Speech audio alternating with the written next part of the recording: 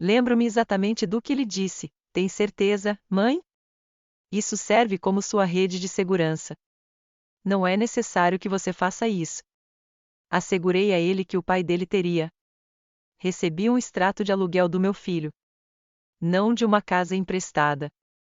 Dei a ele a casa, totalmente paga e entregue, com o acordo de que eu poderia me mudar quando não pudesse mais morar sozinha, não de uma propriedade que eu demolisse. Ele considerou justo depois de colocar uma fatura por baixo da minha porta 5 anos depois. Dei a ele um aviso de despejo 3 semanas depois.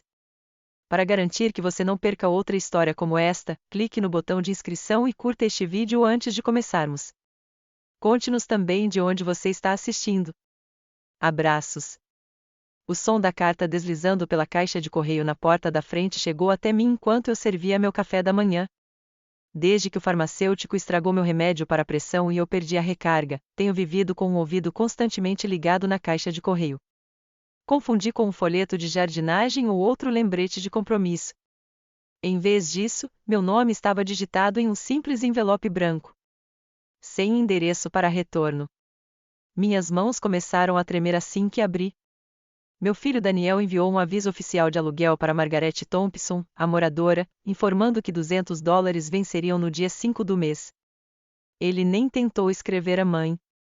Havia um bilhete informando que os direitos de visita estavam suspensos enquanto aguardavam o pagamento, juntamente com um detalhamento das contas de serviços públicos. Pensei que pudesse ser automático ou um erro, então li 3 vezes. No entanto, Daniel Thompson, meu filho e único filho, estava assinado na parte inferior com caneta azul.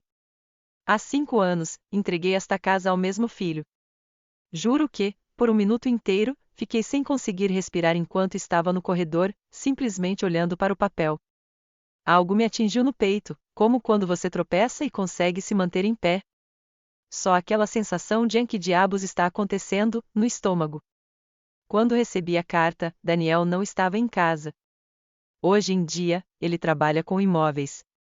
Vende imóveis como se estivesse jogando pôquer, diz ele. Quando minhas pernas falharam no ano passado e vendi o restante das fazendas do meu marido, ele me transferiu para o quarto de hóspedes. Como presente de casamento, dei a casa a ele. Eu disse, esta é sua, mas quando eu não puder mais morar sozinha, posso vir para cá. Esse era o acordo. Apenas mãe e filho se olhando nos olhos, sem advogados ou papelada. Ele soluçou quando lhe entreguei as chaves. Prometeu cuidar de mim por tempo indeterminado. Isso foi há 5 anos, antes da reforma do segundo banheiro, antes do Tesla, antes da Kayla e antes da obra enorme. A conta do aluguel estava espalhada no balcão como um cadáver enquanto eu esperava na cozinha. Talvez fosse uma brincadeira, mas me levantei quando ouvi a chave dele na fechadura. Talvez ele não soubesse que Kayla tinha enviado.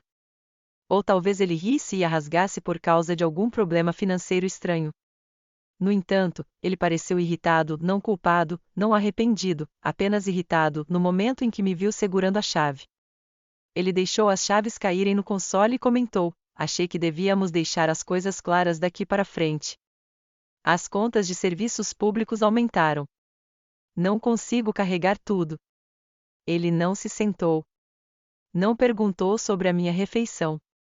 Eu simplesmente fiquei parada como uma invasora, de braços cruzados. Quando lhe dei a casa, mencionei que me mudaria para lá quando não pudesse mais morar sozinha. Perguntei se ele ainda se lembrava disso. Ele deu de ombros. Mãe, foi há 5 anos. As coisas mudam. Você disse que sua estadia seria breve. Como se eu não estivesse ali, ele passou por mim e abriu a geladeira. Eu compro as mesmas coisas que você consome. Você se conecta à internet. Não posso arcar com as despesas de um adulto inteiro, além de tudo. Perguntei se Kayla era responsável. Não transforme isso em drama, respondeu ele, pegando uma Lacroix depois de continuar a vasculhar a geladeira sem responder. É só o aluguel. O aluguel é pago por todos. Perguntei se seria aceitável dormir no meu carro. Ele riu baixinho. Pare de ser emotiva. Me contive para não chorar na presença dele. Ele subiu as escadas e eu esperei. Depois disso, voltei para o meu quarto, arrumei uma pequena mochila e saí. Simplesmente fui embora sem me despedir ou bater a porta. Na tentativa de entender como a criança que criei se transformou em um homem que me via como uma dívida a ser paga, dirigi até o estacionamento de uma loja Walgreens e fiquei lá até o pôr do sol, olhando a conta do aluguel. Quando fui até o porta-malas por volta das 20 horas para procurar um cobertor, descobri uma caixa que eu não via há anos, extratos bancários antigos, documentos médicos e os documentos originais da época em que quitei a casa. Um envelope menor, que não me lembro de ter colocado ali, estava colado na lateral. Com a letra da minha falecida esposa, trazia a etiqueta, casa, escritura definitiva. Com as mãos trêmulas, abriu. Os documentos completos da transferência da escritura autenticada do dia em que entreguei a casa a Daniel estavam lá dentro, mas notei algo. Devo ter deixado um bilhete. Guarde para registros, dizia. Provas futuras poderiam ser necessárias. Fiquei olhando a mensagem até minha visão ficar turva. Talvez não seja tarde demais para lutar, pensei enquanto me sentava no carro depois de dobrar tudo. Esta casa pode não ser só dele. Talvez o menino que criei não se lembrasse de quem fez a fundação. No entanto, eu não me lembrava. Daniel estava na minha cozinha na última vez que segurei a escritura. Ele usava um terno 2 números maior que o meu e suas mãos ainda estavam sujas de carregar caixas. Estávamos terminando a papelada da casa e o casamento dele seria em 2 semanas. Ele parecia ansioso, até mesmo arrependido, como se não acreditasse que eu estivesse realmente fazendo aquilo. Uma delas, e que eu queria. Um mês antes, eu havia vendido a área restante, deixando-nos com 30 acres quando James faleceu. Daniel e Kayla estavam juntando economias na tentativa de comprar uma casa antes do término do contrato de aluguel, e o dinheiro estava simplesmente parado na conta. Todo fim de semana, eu os via visitar propriedades em ruínas e voltava para casa desanimado. Então, certa manhã, entrei em contato com ele e disse: "Deixe-me ajudar." Era mais do que simplesmente gentileza. Eu precisava de um motivo. Eu precisava acreditar que estava fazendo a diferença.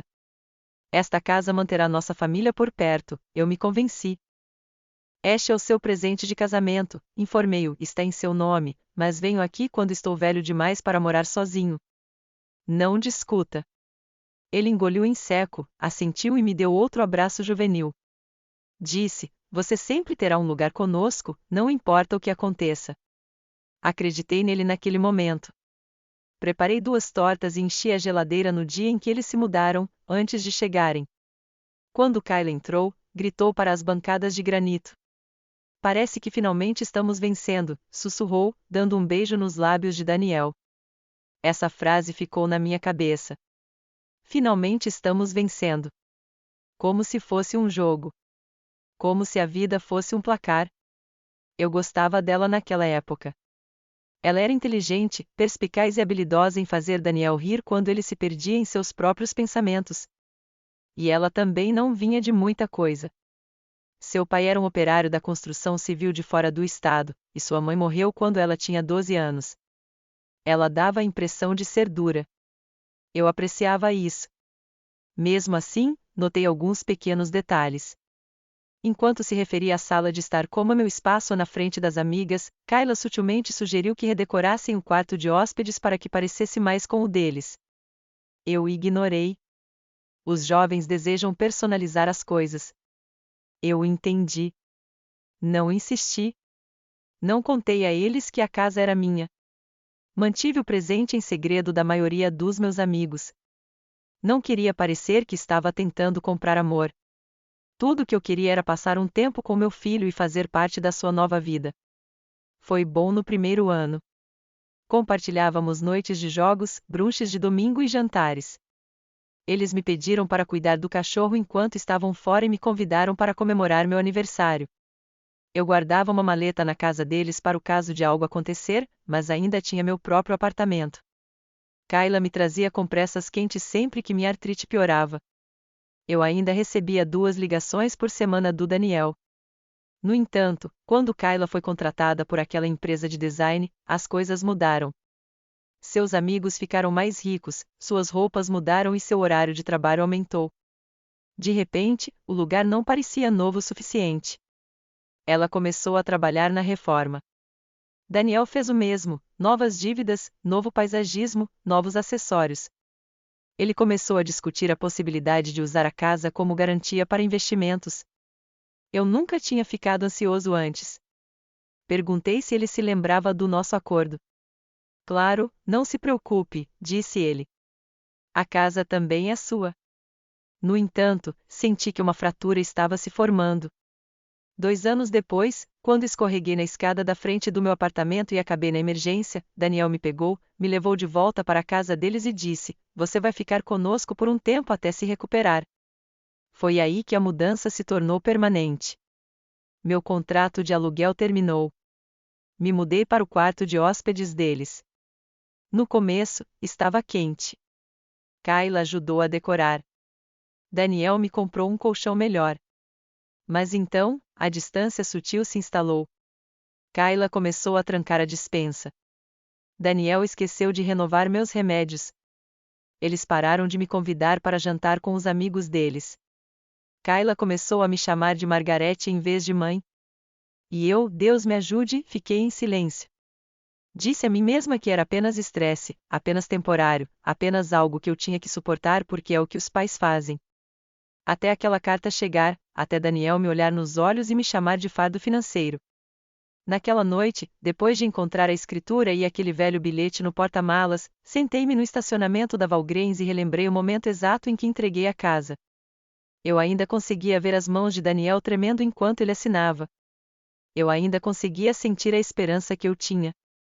E agora, tudo o que eu conseguia sentir era essa raiva silenciosa e ardente, não pelo dinheiro, nem mesmo pelo desrespeito, pela traição de uma promessa feita, do tipo que deveria ter importado mais do que um contrato. Liguei o motor. Tinha mais um lugar para verificar, meu depósito. Havia coisas lá que eu não tocava desde a morte de James. Talvez algo ali pudesse ajudar. Eu não sabia o que, mas sabia que ainda não tinha terminado. Ainda não. Nem de longe. Naquela noite, dirigi direto para o depósito, abastecido com café e adrenalina, o tipo de energia que vem da humilhação e da raiva misturadas. O ar estava carregado de poeira no momento em que puxei a porta de enrolar, mas eu sabia exatamente qual lixeira pegar: tampa azul, cantos com fita adesiva, aquela marcada como a médicos da casa. Arrastei-o para o corredor, ajoelhei-me apesar da dor nos joelhos e comecei a vasculhar. Fotos antigas, a avaliação, os relatórios de inspeção, até mesmo um bilhete digitado do corretor imobiliário me parabenizando por começar um legado para sua família. Doeu. Folheei, desesperada para encontrar qualquer coisa, e-mails, talvez algo que Kayla tivesse assinado, qualquer coisa que a ligasse ao acordo. Nada. Minhas mãos tremiam quando fechei a lixeira, e meu corpo doía em lugares que eu esquecia que podiam doer. Fiquei ali sentado por um longo tempo, apenas respirando o cheiro de papelão e o ar seco, até que um pensamento me atingiu como um soco no estômago. Kayla nunca tinha assinado nada porque nunca precisou. Daniel cuidou de todos os documentos, mas Kayla estava no quarto. Ela estava lá quando eu entreguei a casa a ele. E se houvesse alguma verdade no que eu estava começando a acreditar, que aquela carta de aluguel não era uma decisão espontânea, mas parte de um plano, então ela teria deixado impressões digitais em algum lugar. Na manhã seguinte, fingi que nada aconteceu. Voltei para casa enquanto Daniel estava no trabalho. Kayla estava sozinha em casa, descalça, de calça de yoga, andando por aí com o celular em uma mão e uma prancheta na outra. Ela não me ouviu entrar a princípio. Estava na cozinha tirando fotos, reposicionando um vaso, murmurando coisas como luz natural e a mistura moderna de fazenda. Observei por um segundo e perguntei: "O que você está fazendo?" Ela deu um pequeno pulo, depois se virou e sorriu como se tivesse sido flagrada fazendo algo adorável. "Ah, oi, Margarete. Só preparando umas fotos para o Airbnb." "Nada de loucura." Perguntei: "Você está alugando a casa?" Ela respondeu: "Só um quarto." Não é grande coisa. Mas não era só um quarto. Olhei para a sala de estar, atrás dela, e vi etiquetas de preços em almofadas, folhetos de um site de aluguel de temporada e uma lista de manutenção, reparos, calafetagem nova, limpeza de carpetes, inspeção da chaminé. Aquilo não era um aluguel de quarto. Era uma venda de imóvel. Não pedi permissão. Fui direto pelo corredor até o quarto de hóspedes, meu quarto, e abri a porta.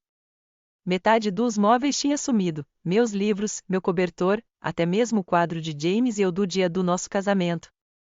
Virei-me e perguntei: o que é isso? Ela não piscou. Disse: achávamos que você ia se mudar logo. Daniel e eu conversamos. Ele disse que você estava pensando em encontrar seu próprio espaço. Minha garganta se fechou. Eu disse: não foi isso que eu disse. Ela cruzou os braços, fria como gelo. Bem, de qualquer forma, precisamos da renda. Não é nada pessoal. Peguei meu celular e apertei o botão de gravar. Ela percebeu e seu tom mudou, mas não o suficiente. Ela disse: olha, não é como se você estivesse sendo expulsa. Estamos apenas formalizando as coisas. Se você pagar aluguel, pode ficar, mas, caso contrário, sim, precisamos liberar o quarto.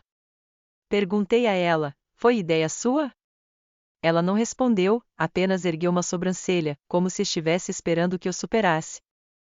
Continuei gravando, mantendo a voz calma. Eu disse: Daniel me prometeu que eu viveria aqui pelo resto da minha vida. Esse era o acordo. Ela revirou os olhos. Não houve contrato, Margarete. Foi um presente. Presentes não vêm com condições. Foi nesse momento que percebi que ela não era uma espectadora inocente. Ela estava orquestrando tudo, talvez não sozinha, mas o suficiente para transformar Daniel em alguém que me via como um custo. Ela então sorriu, falsa e tensa, e disse: nós apenas imaginamos que você não resistiria, que seria razoável. Encerrei a gravação ali mesmo e saí sem dizer mais nada. Dirigi até o estacionamento da biblioteca, conectei-me ao Wi-Fi gratuito e enviei o arquivo por e-mail para mim mesmo e depois para o advogado. Nem ouvi. Eu simplesmente sabia que aquela era a prova de que precisava. E pela primeira vez desde que tudo isso começou, não me senti impotente. Senti que algo estava mudando, como se eu não fosse ser apagado silenciosamente. Na manhã seguinte, sentei-me no escritório do advogado com a bolsa agarrada com as duas mãos, como se fosse a única coisa sólida que me segurava. O nome dele era Michael Crane, 40 e poucos anos, gravata frouxa, café pela metade na mesa. Ele veio recomendado por Marcia, uma amiga da minha igreja, que disse que ajudou a filha dela a sair de um contrato de aluguel horrível com um ex-namorado. Eu não sabia o que esperar, mas tinha o e-mail com a gravação gravado no meu celular, a cópia da escritura na minha bolsa e todos os pedaços de papel que consegui encontrar sobre a casa impressos e guardados em uma pasta de papel pardo. Não falei nada até que ele o fizesse. Ele folheou meus documentos primeiro, em silêncio e ilegível, depois se recostou e perguntou: você está me dizendo que deu a casa ao seu filho de presente, mas sob uma condição informal de que poderia morar lá pelo resto da vida? Assenti. Ele bateu a caneta 2 vezes na pasta e disse: e agora ele está tentando te despejar cobrando aluguel, certo? Eu disse que sim. Contei tudo, sobre a carta, sobre a frieza com que Daniel falou comigo, sobre o Airbnb, sobre a foto do casamento desaparecida. Senti minha voz embargada, mas me contive. Então, mostrei a gravação para ele. Ele não reagiu muito, apenas se inclinou e ouviu, com o rosto impassível. Quando terminou, perguntou: você informou a ela que estava gravando? Balancei a cabeça negativamente, mas disse a ele que era na minha casa, e ele assentiu. Disse que provavelmente não haveria problema no nosso estado, mas vamos verificar novamente. Ele recostou-se, pensativo. Não é um caso fácil de acertar, Margarete. Mas isso, definitivamente, é uma vantagem. Se pudermos demonstrar que a doação foi condicional, mesmo que apenas moralmente, e que houve um entendimento de longa data sobre coabitação, há uma chance de podermos argumentar confiança construtiva ou até mesmo influência indevida, especialmente se demonstrarmos que você estava vulnerável quando a transferência aconteceu. Eu não conhecia metade das palavras jurídicas que ele usava, mas entendia o suficiente. Havia uma chance. Perguntei quanto custaria. Ele me olhou nos olhos e disse: vou ser sincero. Não é barato, mas se você ganhar, poderá recuperar parte da propriedade ou pelo menos garantir uma cláusula de residência permanente. Se perder, provavelmente estará fora para sempre. Perguntei o que ele realmente achava, não a versão profissional, mas a honesta. Ele fez uma pausa e disse: acho que o comportamento do seu filho vai desagradar a um júri, mas precisamos de mais. No momento, é a sua palavra e um vago trecho de áudio. Se pudéssemos encontrar algo de quando a casa foi doada, qualquer coisa escrita que faça referência à sua estadia vitalícia, teríamos uma chance real. Saí do consultório dele com a mesma sensação que senti ao sair do hospital no dia da morte de James, entorpecida, mas concentrada, como se meu corpo soubesse o que fazer, mesmo que meu cérebro não tivesse me acompanhado. Dirigi para casa devagar, cada quarteirão se fundindo ao seguinte, até que estacionei em frente à casa e a observei da rua. Nem parecia mais um lar.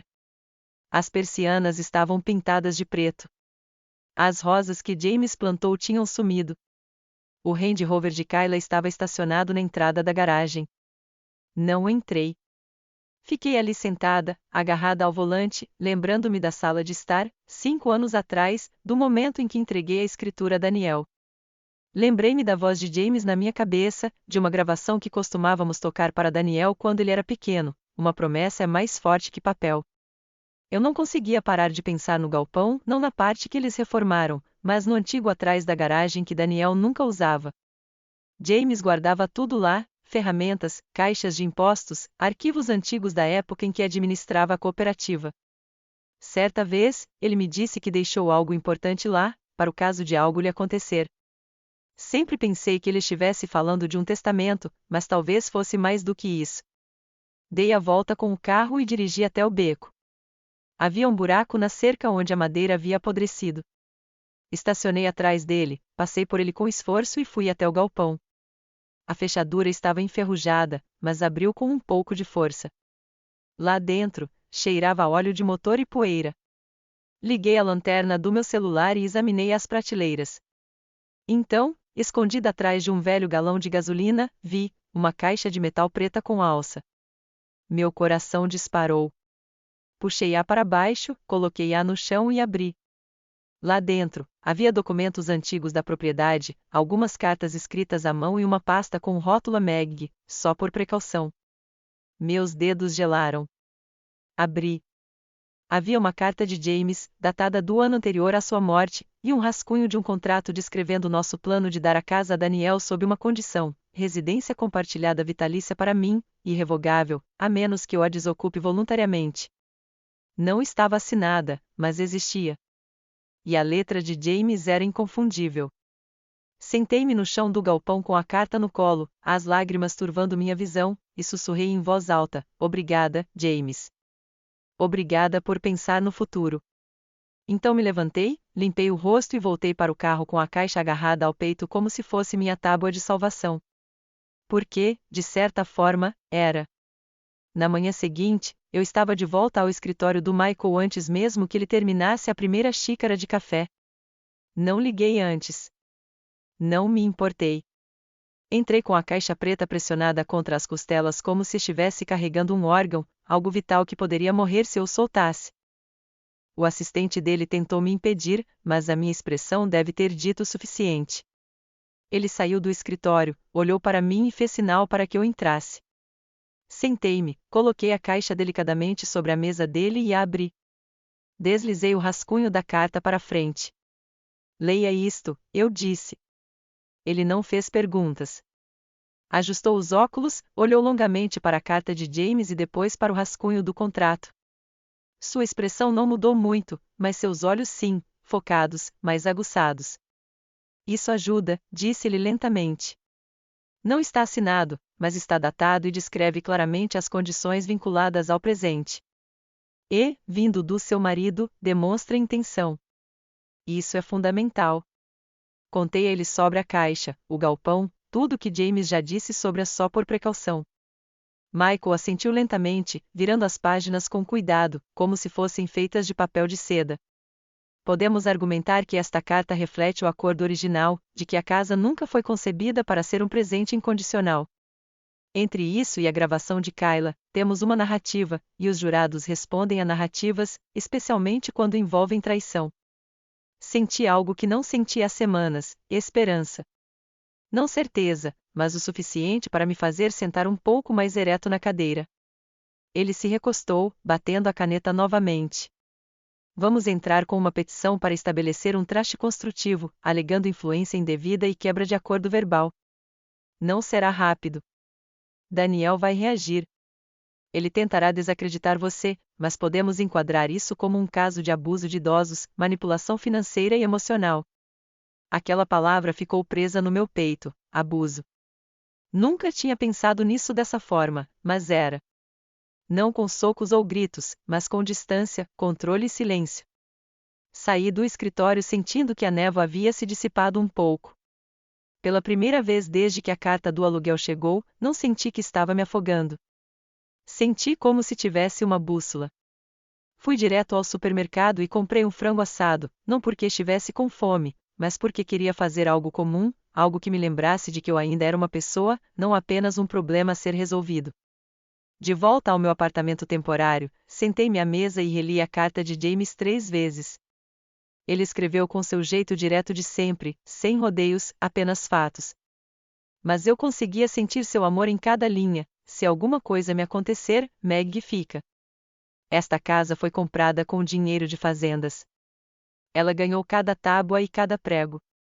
Pensei em como ele se orgulhava daquela terra, em como trabalhava duro a cada primavera para mantê-la viva, em como morreu pensando que estava dando a Daniel uma fundação, não uma arma. Liguei para Marcia naquela noite e contei tudo a ela. Ela ouviu sem interromper uma vez, e então disse: "Você não é louca, Meg. Você é corajosa." Eu não me sentia corajosa. Estava cansada, mas sabia que não podia parar agora. Michael ligou no dia seguinte e disse que tinha preenchido a papelada. Daniel seria notificado dentro de uma semana. Ele me avisou novamente que a situação pioraria antes de melhorar. E ele estava certo. 2 dias depois, recebi uma mensagem do Daniel. Apenas uma frase: "Não acredito que você está fazendo isso com o seu próprio filho." Sem desculpas, sem explicações, apenas culpa. Fiquei olhando para a mensagem por 5 minutos antes de apagá-la. Nenhuma resposta, nenhuma reação. Eu não devia mais isso a ele. Eu estava cansada de bancar a mãe quieta. Cansada de engolir humilhação em nome da paz. Eu tinha cumprido minha promessa. Dei a casa a ele. Fiquei quieta quando reformaram meu quarto. Não disse nada quando Kayla apagou todos os vestígios de mim. Mas foi aí que eu estabeleci o limite. Olhei pela janela para a vista do apartamento barato e sussurrei para mim mesmo: "Você escolheu essa briga, Daniel. Vamos ver se você se sai bem perdendo." 5 dias depois da citação de Daniel, recebi uma ligação de um número desconhecido e deixei cair na caixa postal. Quando ouvi mais tarde, era Daniel. Sua voz estava calma, cuidadosa, como se estivesse lendo um roteiro. "Mãe, acho que isso já passou dos limites. Vamos conversar. Sem advogados, só você e eu. Kayla e eu queremos te encontrar no centro de mediação na quarta-feira. Ver se conseguimos chegar a um acordo. Vocês não precisam brigar. Nós podemos resolver isso." Por uma fração de segundo, uma parte de mim, a parte que ainda se lembrava de embalá-lo durante infecções de ouvido e de escrever bilhetes em sua lancheira, quis acreditar que ele falava sério. Mas o jeito como ele disse "conserte isso" não soou como amor. Soou como controle de danos. Encaminhei a mensagem de voz para o Michael. Ele me retornou em minutos. "Você não precisa ir. Isso não é uma exigência do tribunal e, francamente, eles provavelmente estão tentando fazer você dizer algo que possam usar contra você." Perguntei o que ele faria. Ele ficou em silêncio por um segundo, depois disse: "Se você for, não vá sozinho. Eu vou com você. E não assine nada, nem mesmo um formulário de check-in. Apenas ouça. Deixe-os falar. Isso nos dirá tudo." Então, concordei. O centro de mediação era um daqueles prédios de escritórios cinzentos em um shopping, daqueles que sempre cheiram a purificador de ar e tônico. Cheguei 10 minutos antes, sentei no estacionamento, olhando para a entrada, tentando acalmar o nó no estômago. Michael chegou na hora marcada. Ele me acompanhou até lá como um escudo, calmo e tranquilo, e nos sentamos à mesa comprida em frente a Daniel e Kayla. Eles estavam elegantes, elegantes demais para algo casual. Kayla tinha uma pasta de couro, e Daniel não parava de bater na caneta como se já estivesse entediado. A mediadora se apresentou, começou a contar o tempo e pediu que cada lado compartilhasse sua posição. Michael cedeu a palavra a Daniel. Ele se inclinou para a frente e disse: "Olha, acho que todos nós ficamos um pouco emocionados. Minha mãe entendeu mal nossas intenções. Não estávamos tentando expulsá-la, apenas tentando ser justos. Não esperávamos que isso chegasse ao tribunal." Ele olhou para Kayla e depois para mim. "Queremos oferecer uma oferta de compra. Se ela concordar em desocupar formalmente e retirar a reivindicação, estamos dispostos a dar a ela $30.000. É mais do que generoso, considerando que a casa foi um presente." Olhei para ele. 30.000 por uma casa construída no terreno do meu marido, paga com o dinheiro que eu sangrei, pela minha promessa, pela minha confiança, pelo meu orgulho. Antes que eu pudesse falar, Michael se inclinou e perguntou: "O que acontece se ela se recusar?" Daniel piscou. "Então deixamos os tribunais decidirem. Mas vai ficar complicado. Ninguém ganha." Kayla acrescentou: "E o Airbnb já está lotado para o próximo trimestre. Estamos tentando manter as coisas estáveis." Foi então que percebi que não se tratava de uma resolução. Tratava-se de negócios. Eles não queriam paz. Queriam que eu fosse embora antes que isso afetasse a renda deles. Michael perguntou diretamente: "O imóvel está à venda ou para alugar?" Kayla hesitou. Daniel disse: "Não, mas Michael mostrou um anúncio impresso de um site de aluguel de temporada, com fotos tiradas poucos dias antes e com data e hora." "Você está mentindo para o mediador. Isso prejudica o processo." O mediador pareceu desconfortável, mas percebeu. Daniel ficou na defensiva. "Isso é assédio. Ela está usando a morte do meu pai para manipular o sistema." Abri a boca, mas Michael apertou meu pulso delicadamente. "Não responda", sussurrou. "Deixe-os implodir." Kayla começou a folhear sua pasta, procurando algo para mudar, mas era tarde demais. O mediador interrompeu a sessão mais cedo. "Recomendo que continuemos com isso no tribunal. A confiança aqui está claramente quebrada." Na saída, Daniel tentou me seguir até o corredor. "Mãe, vamos lá. A gente resolve isso. Somos família." Virei-me para ele e disse o mais baixinho que pude, sem tremer: "Não, Daniel, você não é família. Você é alguém que usou essa palavra para conseguir imóveis de graça." Então, saí para o sol, de cabeça erguida, com o coração batendo forte, finalmente, sentindo que a tempestade estava virando a meu favor. Após a mediação fracassada, tudo começou a andar mais rápido. As datas dos julgamentos estavam sendo marcadas, o advogado de Daniel entrou com uma moção de arquivamento e Michael me disse para esperar ataques pessoais. "Eles vão desenterrar qualquer coisa", alertou. "Finanças, registros médicos, até mesmo histórico familiar." Eu disse a ele que não tinha nada a esconder, mas, no fundo, sabia que havia pedaços do passado que eu guardava escondidos. Não por vergonha, mas porque achava que não importavam mais. Isso mudou quando chegou uma carta do tribunal solicitando documentos de verificação de identidade e qualquer coisa relacionada ao nascimento e à adoção de Daniel. A palavra me atingiu como um trem de carga: adoção. Fiquei sentada no sofá por um minuto inteiro, segurando o papel, sem conseguir respirar. Fazia décadas que eu não pensava no lado legal da coisa. Daniel nunca soube. James e eu nunca contamos a ele. Ele tinha apenas 2 anos quando me casei com James, e sua mãe biológica, a ex de James, abriu mão da guarda sem lutar. Ela assinou os papéis e desapareceu. E eu me tornei a mãe legal de Daniel antes mesmo que ele soubesse o que a palavra significava. Ele me chamava de a mãe desde que aprendeu a falar. Eu nunca quis que ele se sentisse diferente ou abandonado. Ele era meu em todos os sentidos. Ele era meu. Mas agora esse detalhe voltava como um fantasma que eu pensava ter sido enterrado há muito tempo. Liguei para Michael. Sua voz estava calma, mas eu podia ouvir a mudança. Isso poderia funcionar nos 2 sentidos. Eles poderiam tentar argumentar que você não tinha motivos legais para fazer reivindicações de longo prazo sobre a casa, já que não é parente. Mas, se enquadrarmos corretamente, isso demonstra algo melhor. Você o criou sem obrigação. Você o amou o suficiente para lhe dar um lar, um nome e um legado que não eram biologicamente seus.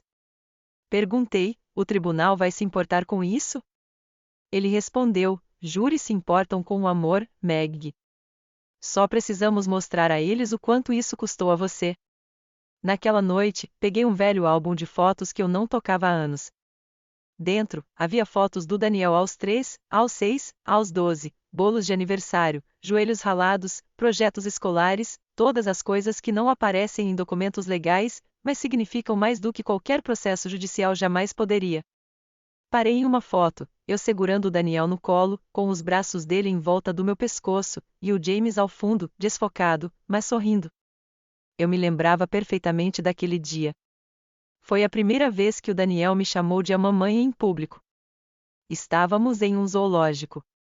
Ele apontou para um leão, olhou para mim e disse, mamãe, ele fala demais, igualzinho a você. Eu ri tanto que chorei. Mais tarde naquela noite, James me disse, ele não conhece mais nada. Você é o mundo dele agora.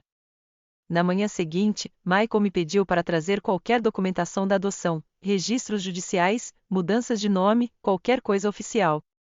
Vasculhei minha caixa de armazenamento novamente, a que eu havia trazido do galpão, e encontrei um envelope pardo entre os arquivos de impostos. Lá dentro estavam os registros de adoção, assinados e selados. Havia também um bilhete que James havia escrito no dia em que protocolamos a papelada. Dizia, fazemos isso hoje porque o amor é mais do que DNA. Meg já é mãe dele. Isso é só uma questão de papelada. Levei os documentos para Michael e o observei folheá-los lentamente. Isso muda o enquadramento, disse ele. Se apresentarmos isso, mostraremos ao júri que você entregou sua vida a esse rapaz sem pressão legal, sem obrigação. Você não lhe deu apenas uma casa. Você lhe deu tudo. Assenti, mas meu coração estava pesado. Eu sabia que Daniel não sabia sobre a adoção, e eu odiava que isso pudesse vir à tona no tribunal, na frente de estranhos, de uma forma que parecesse uma arma, mas ele não me deixou escolha. Naquela semana, o advogado de Daniel enviou outra carta, desta vez exigindo que eu desocupasse a casa em 30 dias, ou eles recorreriam a uma ordem de restrição formal. Encaminhei a carta para Michael sem nem ler o último parágrafo. Agora, a situação estava resolvida. Daniel queria guerra, e eu tinha uma última coisa para lembrá-lo, eu podia não ser sua mãe biológica, mas fui a única que ficou. E agora eu estava cansada de ficar em silêncio. Na manhã da audiência, acordei antes do sol nascer, sentei-me na beira da cama no meu pequeno apartamento e fiquei olhando para a parede por um longo tempo. Parecia o silêncio antes de uma tempestade, não lá fora, mas dentro do meu peito. Vesti-me lentamente, escolhendo a blusa azul marinho que James sempre dizia que me fazia parecer firme, confiável, como alguém que cumpre o que promete. Prendi o cabelo, usei maquiagem minimalista e me certifiquei de que cada documento estivesse cuidadosamente embalado na minha bolsa, organizado por data e etiquetado pelo assistente jurídico de Michael na noite anterior. Quando chegamos ao tribunal, senti como se minha pele não se encaixasse perfeitamente, como se eu estivesse me movendo em um sonho onde nada era familiar, mas tudo importava. Michael caminhava ao meu lado, calmo como sempre, pasta na mão, acenando para os outros advogados no corredor como se aquele fosse apenas mais um dia.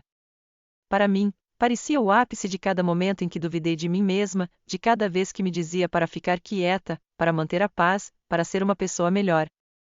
O tribunal não era grande, mas era frio e iluminado. Daniel sentou-se à minha frente com os braços cruzados, vestindo um terno cinza escuro e um sorriso irônico que eu não via desde que ele era adolescente, tentando se safar de uma multa por excesso de velocidade. Kayla sentou-se ao lado dele, evitando meus olhos, mexendo no celular até que o oficial de justiça lhe dissesse para guardá-lo. A juíza entrou, uma mulher de cerca de 60 anos, de olhar aguçado e sem sorrir. Ela abriu o processo e tudo começou. Michael expôs nossa posição primeiro, como a casa havia sido transferida com um acordo verbal anexado, como eu havia me mudado sob esse acordo e como Daniel havia violado o acordo ao tentar cobrar aluguel e me despejar. Ele apresentou a carta de James, a gravação de áudio de Kayla e os registros de adoção, todos marcados e apresentados como provas. Então, leu as palavras de James em voz alta e, por um momento, o tribunal pareceu calmo de uma maneira diferente, não tenso, mas comovido.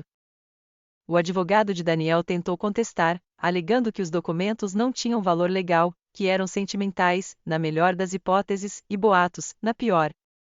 A juíza anulou a decisão. Quando chegou a vez de Daniel, ele falou com cuidado, escolhendo cada palavra como se tivesse sido escrita previamente. Ele disse que apreciava o que eu havia feito, mas que nunca concordou com um acordo vitalício, que eu havia sido bem-vinda como hóspede, não como residente, e que minha presença havia começado a afetar seu casamento e sua estabilidade financeira. Ele nunca olhou diretamente para mim. Quando seu advogado tentou argumentar que, como filho adotivo, eu não tinha nenhuma reivindicação legal sobre bens familiares, Michael se levantou e calmamente destruiu o ponto com precedência, citando pelo menos 3 casos semelhantes em que relacionamentos adotivos foram totalmente honrados pelo tribunal. Então veio a parte mais inesperada. Michael havia intimado Kayla para depor. Ela pareceu pega de surpresa, mas se recompôs e depois. Tentou manter a neutralidade no início, mas, sob interrogatório, seu tom vacilou. Ela admitiu que, sim, eu tinha dado a casa a eles. Sim, Daniel tinha dito a ela desde o início que eu moraria com eles um dia. Sim, eles tinham planejado a carta do aluguel juntos como uma forma de me expulsar. Não era para ser cruel, disse ela, com a voz trêmula. Só não achamos que ela fosse reagir. Aquela frase ficou na minha cabeça como um eco, não achávamos que ela fosse reagir. O juiz ouviu sem expressão, depois olhou diretamente para Daniel e disse: parece que suas ações refletem uma quebra significativa de confiança e obrigação moral. Independentemente de ter existido ou não um contrato assinado, as evidências sugerem fortemente que um acordo verbal vinculativo e uma promessa familiar foram feitos e posteriormente desconsiderados. Isso tem peso. Ela anunciou que emitiria sua decisão formal em 72 horas e alertou ambas as partes para que se abstivessem de qualquer retaliação nesse meio tempo. Quando nos levantamos para sair, Daniel tentou dizer algo, mas o oficial de justiça já estava nos guiando para fora. Eu não precisava ouvir o pedido de desculpas ensaiado que ele finalmente havia preparado. Eu não precisava ser acalmado. Eu precisava respirar. Do lado de fora do tribunal, fiquei sob o céu branco e cortante e senti cada gota de dor, humilhação e sofrimento reprimido começar a se soltar. Eu ainda não estava completa. Eu não tinha terminado. Mas eu não era mais invisível. Eu era ouvida. E pela primeira vez em anos, não me sentia um fardo. Eu me sentia como uma pessoa recuperando seu território. As 72 horas se arrastaram como se o tempo tivesse se adensado, como se cada segundo quisesse me fazer questionar se eu tinha feito a coisa certa, se eu tinha ido longe demais, se alguma parte disso voltaria para me punir pior do que o silêncio em que eu costumava viver. Mal dormi. Não saí do meu apartamento. Coloquei para tocar gravações antigas de James lendo para Daniel quando ele era pequeno, fitas cassete macias que eu não tocava há mais de uma década, só para me lembrar de como o amor costumava soar em nossa casa. Quando o escrivão do tribunal ligou para confirmar que o veredito havia sido arquivado e que ambas as partes eram obrigadas a comparecer à leitura, me vesti como se estivesse entrando em um batismo e em um funeral ao mesmo tempo. Usei a mesma blusa que usei no memorial de James, cinza claro com mangas que cobriam meus braços, porque sentia que cada centímetro de mim já estava exposto há muito tempo. O tribunal estava silencioso quando chegamos. Sem júri desta vez, apenas a juíza. Seu martelo já estava colocado no banco como uma pontuação, aguardando o final da frase. Michael sentou-se ao meu lado, firme e sereno.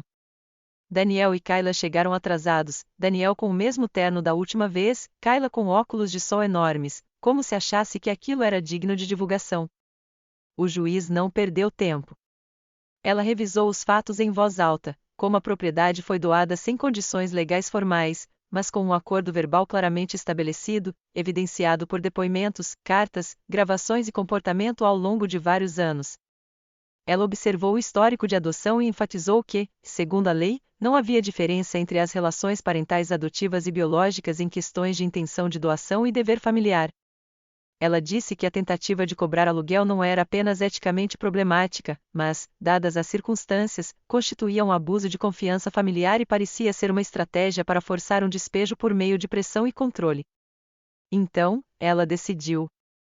Ela ordenou que eu recebesse uma propriedade vitalícia permanente na propriedade, o que significava que eu poderia morar lá pelo resto da minha vida sem aluguel ou interferência.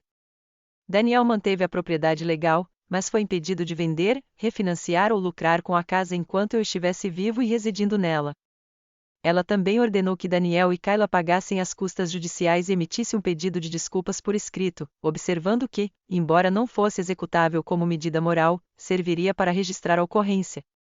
Eu não chorei. Eu não sorri. Apenas fiquei ali sentada, deixando as palavras me envolverem, pesadas e claras como a última chuva antes da primavera. Daniel ficou paralisado, com o maxilar tenso e os punhos cerrados. Ele não disse nada. Kayla olhou para baixo, sem os óculos escuros e o rosto pálido. Michael se inclinou na minha direção e sussurrou: acabou. Você venceu. Mas não parecia uma vitória. Era como respirar novamente depois de anos debaixo d'água. Lá fora, Daniel tentou se aproximar de mim. Ele disse meu nome uma vez, não a mãe, apenas a Margarete. Virei-me e olhei para ele, e pela primeira vez não vi meu filho. Vi um estranho que vestia o meu amor como um casaco e o jogava fora quando o calor apertava. Não disse nada, apenas passei por ele, desci os degraus do tribunal e voltei ao mundo com a coluna mais ereta do que estivera em anos. Voltei para casa na manhã seguinte. Estava tudo quieto, quase quieto demais, como se estivesse prendendo a respiração. As coisas do Daniel tinham sumido. O carro da Kayla não estava na garagem. Entrei com apenas uma mala pequena, coloquei-a no quarto de hóspedes e fiz algo que não fazia há meses. Sentei-me no sofá, tirei os sapatos e liguei o rádio. Não havia tensão nas paredes, nem arestas vivas, só eu em casa, exatamente onde eu disse que estaria quando não pudesse mais viver sozinha. Mais tarde naquela noite, encontrei uma caixa de plástico no fundo do armário. Dentro dela estavam os antigos livros de bebê do Daniel, um cartão de Dia dos Pais que ele tinha feito para o James no jardim de infância e uma pequena filmadora que usávamos antes dos celulares se tornarem inteligentes. Liguei a câmera, principalmente por curiosidade. O último vídeo tinha o título "Um quarto de hóspedes, Jean".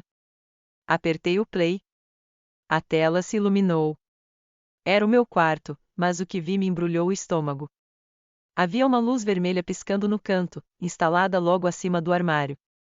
Uma câmera escondida. A data correspondia à semana em que a carta do aluguel foi enviada. Meu coração batia forte. Rebobinei a fita e avancei rapidamente pelas imagens, com as mãos tremendo, até me ver dobrando roupa, tomando remédios, lendo na cama tudo gravado. Desliguei a filmadora, recostei-me e fiquei olhando para a parede pelo que pareceram horas. Eu não era apenas indesejada. Eu estava sendo observada, cada passo, cada suspiro, cada momento de tristeza particular documentado pelas pessoas a quem eu dei tudo. E naquele momento, eu soube, apesar de tudo que eu tinha acabado de ganhar, que o verdadeiro dano era mais profundo do que a propriedade. Era confiança, e isso levaria muito mais tempo para ser reconstruído. No começo, não contei a ninguém sobre a câmera. Não sabia o que dizer. Parte de mim queria ir direto à polícia e prestar queixa. Mas depois de tudo, depois do tribunal, das cartas, do silêncio, eu sabia que o dano não era mais uma questão de legalidade. Era sobre o que acontece quando a confiança apodrece silenciosamente nas paredes de um lar que você construiu com amor. Eu mesma removi a câmera. Ela estava conectada a uma fonte de alimentação portátil e a um hub de Wi-Fi, provavelmente algo que Kayla descobriu online, e que estava funcionando há semanas. Coloquei tudo numa caixa, etiquetei e guardei numa gaveta segura do escritório, para o caso de precisar mais tarde. Depois, como não estava apagando meu passado, guardei a filmadora, a caixa de memórias da infância e tudo mais que costumava me fazer chorar no sótão. Não joguei fora nem joguei no lixo, apenas coloquei lá. Estava deixando para trás. Pela primeira vez em anos, senti que não precisava me rebaixar para me encaixar na história de outra pessoa, então comecei a viver na casa como se ela me pertencesse novamente ao longo das semanas seguintes. Trouxe tons quentes, plantas de verdade e cobertores feitos à mão, reorganizei os móveis da sala de estar e doei a decoração moderna e despojada da Kayla. Mandei estofar a cadeira favorita do James na cor azul escuro original. Marcia e 2 colegas da igreja me ajudaram a pintar os armários da cozinha. James havia fechado a varanda dos fundos anos atrás, mas eu a reabri e a transformei em um cantinho de leitura completo, com sinos de vento e uma cadeira de balanço. A casa gradualmente começou a parecer viva novamente, tanto emocional quanto estruturalmente. Durante semanas, não tive notícias de Daniel, nem mesmo pedido de desculpas imposto pelo tribunal, nem um único telefonema ou carta. Segundo alguém da igreja, ele e Kayla haviam terminado, ela havia se mudado e removido seu nome do anúncio do Airbnb. Aparentemente, ele tentou lançar outro em outra cidade, mas sem sucesso. Não me satisfez. Senti uma melancolia profunda e gradual, do tipo que resulta de perceber tarde demais que a criança que você ama nunca lhe deu valor além do que você lhe proporcionou. Mas não me detive. Não esperei por uma resolução. Criei a minha. Comecei modestamente. Comecei a frequentar um grupo de apoio local para senhoras idosas que haviam sofrido abuso emocional e financeiro nas mãos de seus familiares. Primeiro, ouvi, depois compartilhei e, por fim, acolhi. Logo, disponibilizei a sala de estar 2 vezes por semana para o que hoje é conhecido como a Círculo da Sala da Frente, um ambiente seguro onde mulheres como eu podem falar abertamente e sem pudor. Minhas fechaduras foram trocadas. Troquei a caixa de correio. Para deixar claro que a casa era minha, segura, e não um lugar para ser invadida emocionalmente ou de qualquer outra forma, instalei minhas próprias câmeras de segurança. O sol da manhã batia no balcão com perfeição quando eu estava na cozinha, fazendo café. E eu não sentia que estava sobrevivendo pela primeira vez desde a morte de James. Eu tinha a sensação de estar vivendo, completamente, honestamente de acordo com meus próprios termos. Percebi que não havia perdido um filho naquele momento silencioso. Perdi um estranho que antes tinha o rosto do meu filho estampado. Uma jornalista local que soubera do processo judicial por meio de registros públicos entrou em contato com eles algumas semanas depois. Para uma matéria sobre exploração habitacional, direitos dos idosos e o custo emocional tácito do direito intergeracional, ela me convidou para uma entrevista. Eu concordei. Ela sentou-se comigo na sala de estar, fez-me perguntas educadas, e eu lhe dei a única frase que realmente importava quando ela perguntou como eu queria ser citado. Eu criei um homem, eu disse. Um estranho foi despejado por mim. Há uma distinção. Foi uma história razoavelmente viral. Outras mulheres entraram em contato. Recebi e-mails, mensagens e até contribuições. De repente, a casa não serviu mais como o cenário da minha traição. Porque me lembrei de quem eu era antes do silêncio, antes do acordo, antes de permitir que outra pessoa determinasse meu valor, ela se tornou o local onde me reconstruí, não porque venci no tribunal. Daniel não ganhou esta casa de presente. A intenção sempre foi deixar um legado. E, finalmente, comecei a viver minha vida como se merecesse mantê-la.